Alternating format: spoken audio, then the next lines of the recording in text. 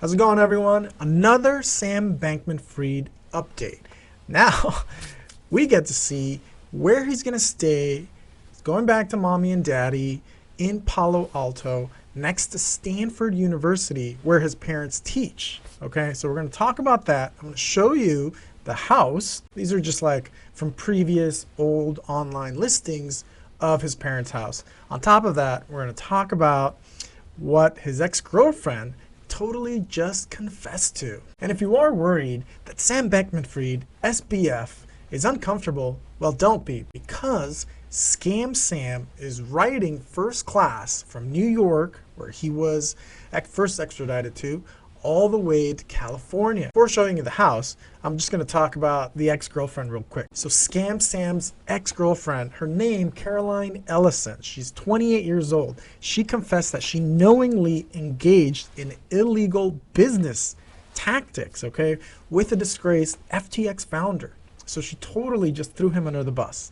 In a bombshell court testimony given as part of the whole plea deal with the prosecutors, so she can avoid the 100+ year sentence for the whole scam. Now, of course, the shitty part is that likely the prosecutors are going to give them baby sentences. So the ex-girlfriend pleaded guilty to fraud charges. She agreed with Bankman-Fried to give materially misleading financial statements, is what she said in court, in order to hide the arrangement, the scam, which she knew. This is what she said. She said she knew it was illegal, part of the scam. She was the CEO of Alameda Research, the trading firm, the hedge fund that was also founded by SBF. Of course, the FTX, that's where people were putting their money in, and then that money was getting transferred, funneled into Alameda, which she was running. That's how SBF and the other executives, and also likely his family, was withdrawing the money.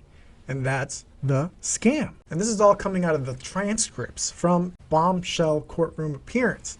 Okay, she also issued an apology because she felt bad about her role in the scandal. She's sorry, okay? She's sorry, guys, that she screwed everyone. Millions of dollars, billions of dollars. She's very sorry. So she pleaded guilty. What does she get out of it? Of course, the linear sentence.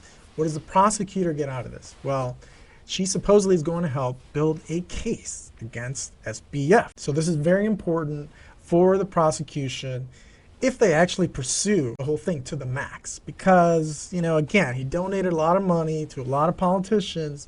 So a lot of people suspect he's going to get off very, very easy. So her testimony is very important to the prosecution because SBF is facing over 100 years in prison. There's also the other guy, Gary Wang.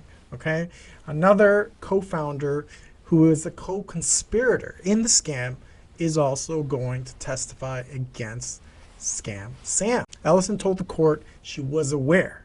I was aware that Alameda was provided access to borrowing facility on FTX.com. She said, and I quote, I understood that FTX executives had implemented a special settings on Alameda's FTX.com account that permitted Alameda to maintain a negative balance in various fiat currencies and cryptocurrencies, effectively funneling that money out of FTX. This arrangement that FTX had with Alameda Research, and this was explained in court, says this arrangement permitted Alameda access to an unlimited line of credit without requirement of having any kind of collateral, okay, without having to pay any interest on this negative balance, and without being subject to margin calls or FTX.com's liquidations protocol.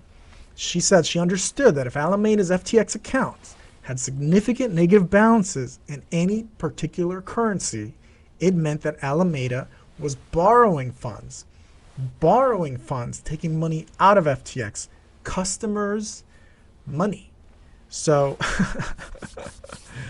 man, I mean, you can't get more clear than that, right? She went on to add, from in and around 2022 July through at least October, she agreed with SBF and other to provide materially misleading financial statements to Alameda's lenders.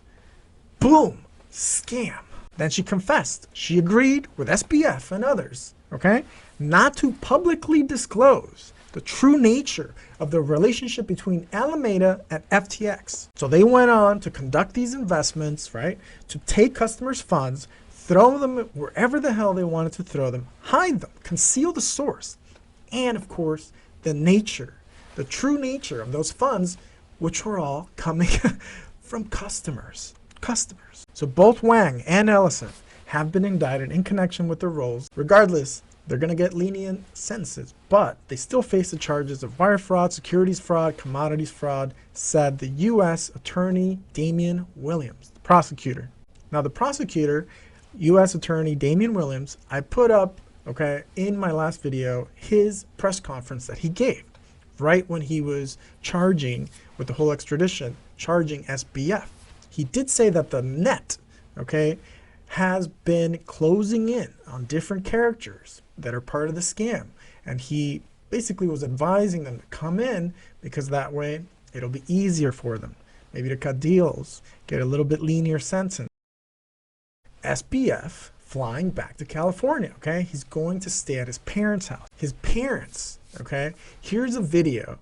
This guy, his dad, is on video saying that he was largely in part responsible for the legal kind of groundwork, the legal structure, the framework to set up not only FTX, but likely Alameda. FTX, like, did Sam ask you to come on, or did you realize, okay, like, Sam needs a hand, I'm going to come on and help him? How did that initial interaction go?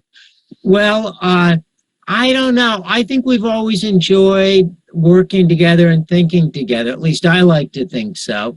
So when I really came on was after Sam asking me for a number of years if I'd be interested in doing it, which was really gratifying. I think any parent would love to hear that. I wanted to make sure that I could do it and be useful. But I think from the start, whenever I was useful, I lent a hand. And it was clear at the start that on things like law, I mean, the company didn't have any lawyers. So I think my utility there was pretty obvious. What are some of the things, because now you've been, much more active member of FTX in the last maybe year and a half or something. What have you been up to? Like, what have your interests been? What we're trying to do at FTX is figure out how to give populations that don't have bank accounts and crypto wallets. And so we had a pilot program in South Florida, and we have a big program coming up in Chicago. Part of the scam. And in the video, he's promoting FTX to those who are unbanked, essentially poor people, right? Potentially poor people in extremely poor countries. Guess what? They turned around and purchased properties. Now, SBF flying back to mommy and daddy in a nice pad. Don't feel bad for him. He is flying first class all the way to a multi-million-dollar house in a very cushy neighborhood next to Stanford University. So let's take a look at the house. This is where he's going to be spending Christmas. SOB, Scam Sam. He's going to be in a 5-bedroom home in the Bay Area. Famously, the Bay Area, as we all know, is one of the most expensive areas in all of the United States, okay? This house belongs, of course, to the parents after he was released on the $250 million bail. 3,000 square foot craftsman-style home situated just about a block from Stanford University. That's primo real estate in California. Both of his parents, Barbara Fried and Joseph Bankman, both are professors at the law school at Stanford. What does that tell you? What does that tell you? I suspect they're in on it. Valued at about $4 million. This estate, granted, it looks humble, but it's not a house in the Midwest, okay? This is a multi-million-dollar house, valued at around $4 million. Granted, this is not like his $40 million penthouse in the Bahamas, but still, this is a much better place to stay rather than the foxhole, rat-infested prison, so he is under house arrest. He's not supposed to leave the house except to exercise mental health, substance abuse treatment, according to what the judge told him to do. And apparently the judge granted SBF, Scam Sam, the ability to shop online. Except, it's so sad. His purchases are actually limited to under $1,000. Well, the house was built in 1917, even has a swimming pool to keep Scam Sam in his cushy childhood home. Okay, that's a nice, cushy incarceration. Much better than the jail in the Bahamas, where he should have been left, by the way. What's funny is they even blocked off the street in front of his house. Why? Why so much privacy for this guy? Prosecutors and the cops said, please, to the students at Stanford, they said, please respect, because it's a block away, please respect the privacy of the family. I say, screw that. This guy annihilated some people's financial well-being. So screw them.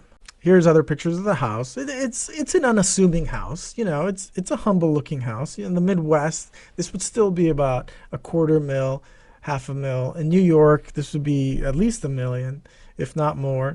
But in Silicon Valley area, in San Francisco Bay Area, this next to Stanford, this is a multi-million-dollar house. The property records obtained by Reuters estimated that FTX and top execs, right, and the family, they bought 19 properties worth around $121 million. Other reports have it at $300 million.